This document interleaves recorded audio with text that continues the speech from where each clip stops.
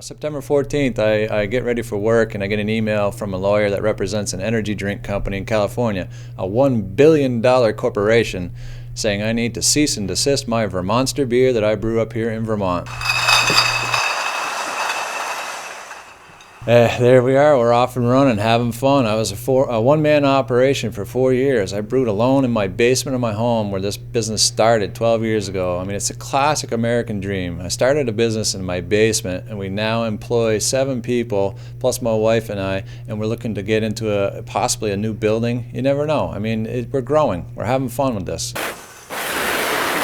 My beer, the Vermonster, I created to celebrate my 10th anniversary in business. We had 10 years of successful brewing and having so much fun that I created this American style barley wine, a big bold beer, heavily hopped. I used a 10s theme to celebrate the 10th anniversary. We brought the alcohol up to 10% ABV, used 100 IBUs and dry hopped it for £1 per barrel, which is pretty heavy handed, just getting that 10 theme. I based the beer on my famous Ridge Runner beer, which is really the beer that we brew that built the brewery, paid the bills, got me out of the basement, got me into an actual brewery, and put more stainless steel on the floor. So here I am, September 14th, and corporate America says cease and desist selling all Vermonster beer, all advertising associated with this, all marketing materials and promotions cease immediately. So anyway, I'm just beside myself. I call up my original lawyer and, there's no infringement issue.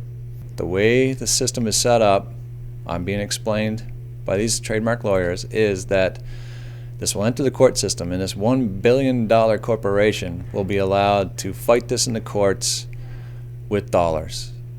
If I win the first round, they can appeal. And if I win the second round, they can appeal. And all the time, this starts at $65,000 for each court case and goes and goes and goes. And at some point, obviously, a small little Vermont brewery is not going to be able to afford this anymore. And what happens at that point, when you're involved in this legal battle and can no longer afford to represent yourself, you lose by default. The court system says you default lose. What happens then? I have to change the name of the beer and move on if there's any brewery left. So a wonderful guy I'm working with here in Vermont, within, 5 or 10 minutes of talking about this issue with him, and he says, there's no infringement here, but Matt, I like your beer and I like you, and what you need to think about is this is corporate America, and they have the coffers and the resources to take you down, and they will. If you're in their way of them getting into beer, they will take you down. They will drag this out until you can't afford it. And he says, you got 2 boys, you got a wife, you got a business, you got employees, you got to think about that. My recommendation, you can't afford it, just change the name and move on.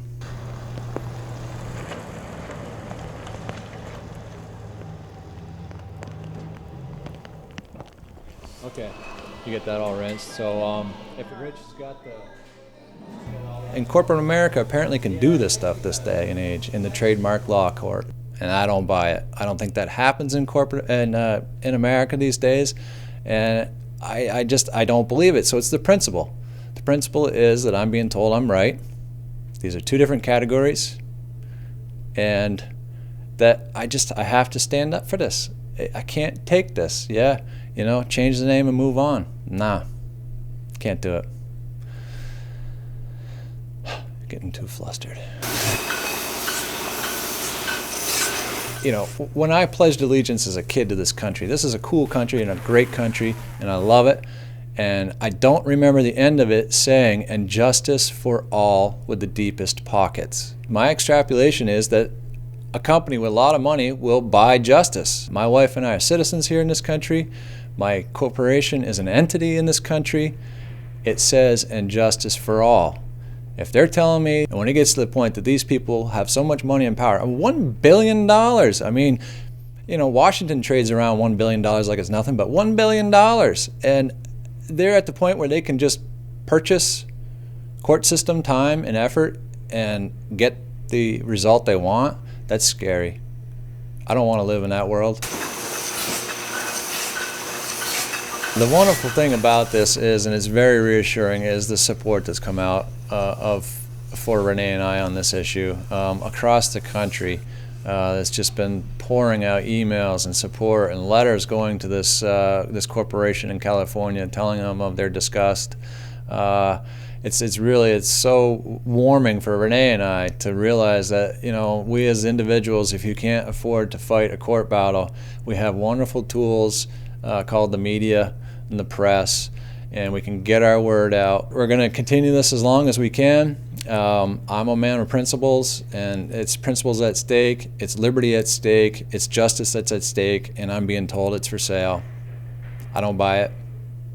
Thank you for listening, and jump on our website, get the links, and run with it, America. Let the corporations know who actually has the power in this country, where your dollars are, and what you're going to do.